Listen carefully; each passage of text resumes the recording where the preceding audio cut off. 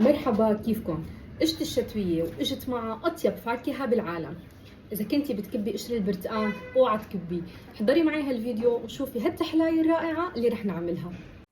أكيد كلياتنا منقشر البرتقال بهيدي الطريقة. طريقة التحزيز لنحصل على القشر بهيدا الشكل مثل ما موضح بالفيديو. هاي الكمية احتجت 6 حبات كبار من البرتقال، برتقال أبو صرة. منشيل الفصول تبعون القشر البرتقال ورح نقطعهم أصابع. الشغل هون رح يكون على مراحل. أول مرحلة منحط كبايتين مي مع كباية عصير، حطيتهم على النار بس غلو، ضفت فوقهم قشور البرتقال اللي قطعتهم. بس غلو تركتهم على النار لمدة 5 دقايق، بعدين شلتهم من المي وكبيت المي. المرحلة الثالثة بطنجرة حطيت كبايتين مي مع 3/4 الكباية من عصير البرتقال الفريش، وضفت لهم كاستين و3/4 من السكر.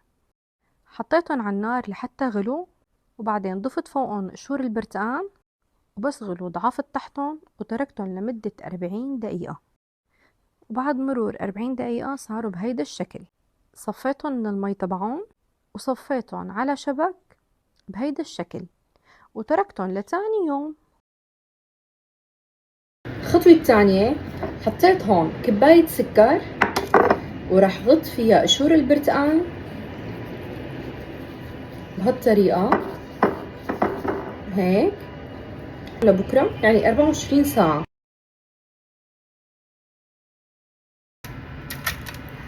هيك بعد ما غطست كامل الكمية بالسكر اتركهم لبكرة. دوبت الشوكولا بحمام مائي، ورح نزلكم فيديو عن طريقة تدويب الشوكولا بالحمام المائي للي ما بيعرفوها. وغطست جزء من قشور البرتقال فيهم وحطيتهم على ورق الزبدة وتركتهم لحتى نشفت الشوكولا وصارت جامدة. هيك بعد ما خلصت الكمية كلها وتركتهم لحتى نشفوا منيح. وهيك عملنا أطيب تحلاية بالعالم. جد جربوها بهيدي الطريقة وشوفوا الطعمة، المز مع الحلو اللي بتاخدكن لعالم تاني.